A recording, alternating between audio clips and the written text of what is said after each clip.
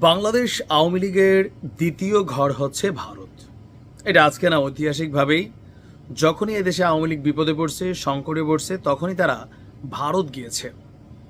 আওয়ামী লীগ সরকারের পতনের পর শুধু শেখ হাসিনা না, বলা হয়ে থাকে যে বাংলাদেশ থেকে আওয়ামী লীগের ধরেন যত পার্সেন্ট মানুষ দেশ ছেড়ে পালিয়েছে বা ত্যাগ করেছে, এদের মধ্যে সিংহভাগ প্রায় ৮০ থেকে ৯০ নেতা, কর্মী, এমপি, মন্ত্রী সবাই ভারতে অবস্থান করছেন।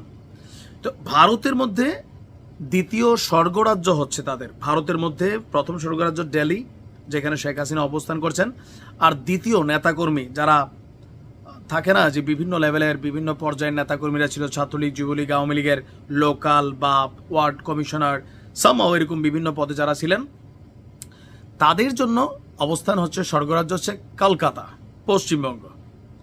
এখানে যেহেতু বাংলা ভাষাভাষী মানুষ, তার উপরে সীমান্ত পার করে অবৈধভাবে অনেকে ঢুকে গেছেন, বৈধভাবে ঢুকেছেন। তো এই কারণে এই এলাকাতে আপনি এখন অলিতে গলিতে বাঙালি খুঁজে পাবেন। এমনকি আমাদের গণমাধ্যমেও বেশ কিছু সময় কলকাতাতে আওয়ামী লীগের বিভিন্ন প্রোগ্রামের ছবি, খবর এগুলো সামনে আসছে। এখন কলকাতাতে আওয়ামী লীগ কতটা শক্তিশালী? অনেক শক্তিশালী। কিন্তু এখন ভারত, বাংলাদেশ, পাকিস্তান এই আশেপাশের রাষ্ট্রগুলোতে যখন টাকা থাকে, পাওয়ার পলিটিক্স কিন্তু সেখানে কাজ করে যায়। এমনটাই আমরা দেখলাম যে এতদিন যে ভারতে যা দেখছি, গতকালকে আমার কাছে মনে হয়েছে এটা আওয়ামী লীগের পাওয়ার পলিটিক্স কাজে দিচ্ছে। হ্যালো সামহাও কোথাও থেকে তো একটা ভারতের ভেতর থেকে তৈরি হয়েছে। কারণ আওয়ামী লীগ এই মুহূর্তে এখানে প্রটেস্ট করছে কারা? অবশ্যই যারা ক্ষমতাসীন দলের এমপি, মন্ত্রীরা আছেন, তারাই নিশ্চয় করছেন। আচ্ছা, ঘটনা হচ্ছে আপনার ভারতের পশ্চিমবঙ্গ রাজ্যের উত্তর ২৪ পরগনায় ৩ বাংলাদেশি নাগরিককে সম্প্রতি আটক করেছিল আপনার সেখানকার পুলিশ। গতকালকে আবার ৩ জনকেই ছেড়ে দিয়েছে। আটককৃতদের মধ্যে ২ জন হচ্ছেন বাংলাদেশ আওয়ামী লীগ এবং সহযোগী সংগঠনের নেতা, আর আরেকজন হচ্ছেন বাংলাদেশ পুলিশের এসপি পদমর্যাদার একজন কর্মকর্তা।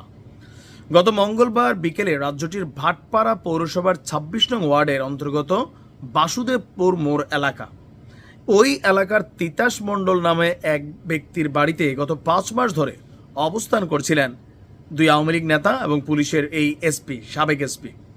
স্থানীয় বাসিন্দাদের সন্দেহ হলে তারা বিষয়টি পুলিশকে জানায়।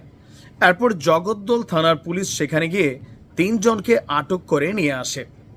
আটক করে নিয়ে আসার পর তাদের এখানে আইডি বিভিন্ন কিছু চেক করা হয় এবং কি বলা হয় যে তাদেরকে সেখানে রাখার পরে আমরা যদি দেখি যে একটি রুটিন চেকিং এবং জিজ্ঞাসাবাদের মধ্যে প্রথমে সীমাবদ্ধ ছিল।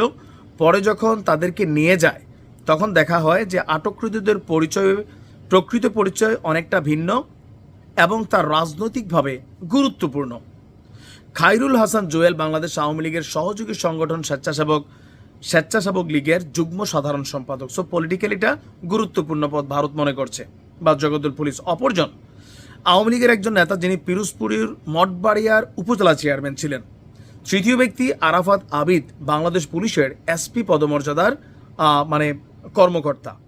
তো বাসুদেবপুর এলাকার বাসিন্দারা বলছে, এবং কি আমরা যতটুকু দেখছি ভারতীয় হাই কমিশন বিষয়টা অবগত আছে, বাট জগদ্দল পুলিশ তাদের এই রাজনৈতিক পরিচয় জানার পর তাদের কাগজপত্র চেক করছে, কাগজপত্র সব কিছু ঠিকঠাক আছে, তবে তাদেরকে ছেড়ে দেওয়া হয়েছে রাজনৈতিক পরিচয়ের জেরে। তার মানে ভারতেও আপনার পশ্চিমবঙ্গে আওয়ামী লীগ সেখানে অনেকটা শক্তিশালী অবস্থানে আছে।